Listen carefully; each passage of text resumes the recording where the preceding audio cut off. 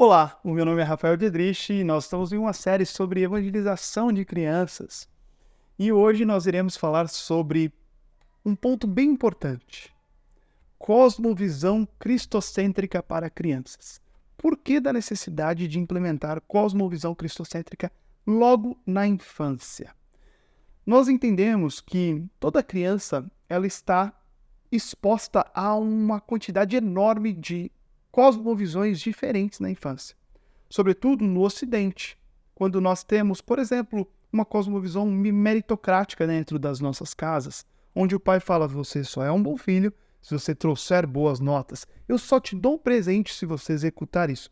Tem problema a meritocracia? Não há grandes problemas na meritocracia, mas se a meritocracia se torna o método e a metodologia de estilo parental para você educar seu filho, você terá bons problemas. O método e estilo parental que você deve executar para trabalhar com seus filhos é a metodologia bíblica, a metodologia de cosmovisão cristocêntrica. Outras cosmovisões que podem atrapalhar a educação dos filhos quando elas se tornam o centro: cosmovisão humanista, cosmovisão racionalista, cosmovisão interacionista, cosmovisão condutivista, cosmovisão até mesmo marxista. Vários tipos de cosmovisões estão dentro das nossas escolas, estão na maneira com que nós ensinamos os nossos filhos. E sem querer, nós nem percebemos, mas elas estão dentro da nossa casa, estão dentro das nossas escolas e os nossos filhos estão extremamente expostos a elas. Por quê? Porque o Ocidente tem uma série de influências diferentes, seja administrativas, econômicas, filosóficas. E o que nós devemos fazer então? Nós devemos entender que as nossas crianças precisam de uma boa identidade em Cristo Jesus. Ou seja, não há vida a não ser vida a partir de Cristo. Quando nós vamos lá para a teoria da videologia, nós vemos que essa geração tem uma certa tendência a ter o que eles chamam de esquizofrenia velada. O que seria uma geração que tem tendência à esquizofrenia velada? É uma geração que não sabe dizer quem é, porque tem muita dificuldade em dizer quem é. Quando eu te pergunto, quem é você? Qual resposta você dá? Certa vez, em uma aula de neurociência que eu estava aprendendo, a professora ateia levantou e disse: quem é você? Para uma das alunas. E a aluna disse: sou médica, faço isso, isso e aquilo, trabalho assim, assim, assado.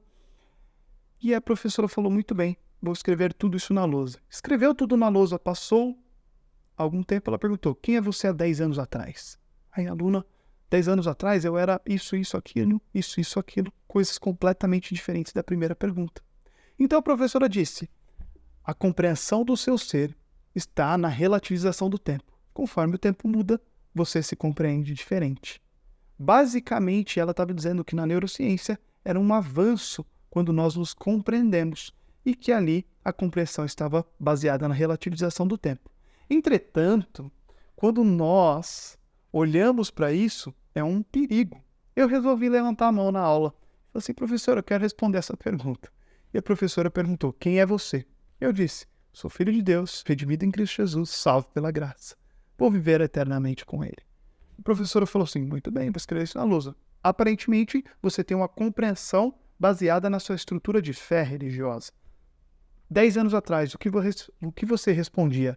Eu disse: filho de Deus, redimido em Cristo Jesus, salvo pela graça. Vou viver eternamente com Ele. Ora, você respondia isso há 10 anos atrás, com 18 anos, você tem 28 agora, 10 anos atrás, respondia, professor. Obviamente, ela ficou bem satisfeita. Ela resolveu voltar mais 10 anos. Falou assim: então me responde, volta mais 10 anos. O que você respondia com 8 anos de idade? E eu olhei para ela e falei assim: filho de Deus, Jesus me salvou e eu vou ter a vida eterna com Ele. A turma riu, a professora olhou para mim e falou assim: com 8 anos você respondia isso? Eu disse: professora, com 7 anos de idade, eu entendi quem eu era a partir de Cristo Jesus. Eu entendi que a minha identidade valia menos do que o que Jesus diz que fez por mim e me tornou uma nova criatura. Era uma missionária americana dentro de um vagão em um acampamento.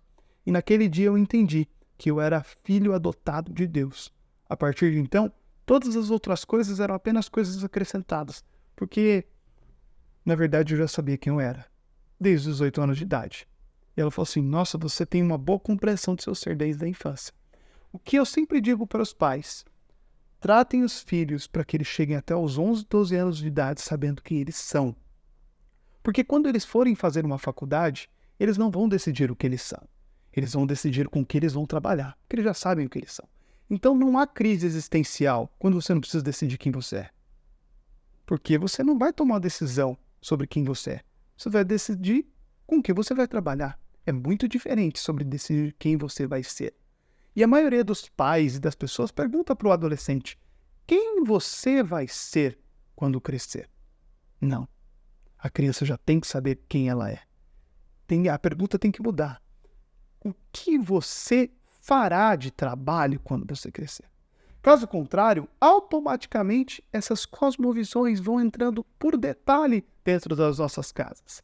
E aí, sem querer, a cosmovisão cristocêntrica ela é apenas mais uma parte das tantas cosmovisões que são aplicadas, quando na verdade ela deveria ser o centro, a base, e na verdade ela deveria tomar toda a casa, para que as outras possam de vez em quando suportar a principal das cosmovisões, que é a cosmovisão cristocêntrica nas nossas vidas.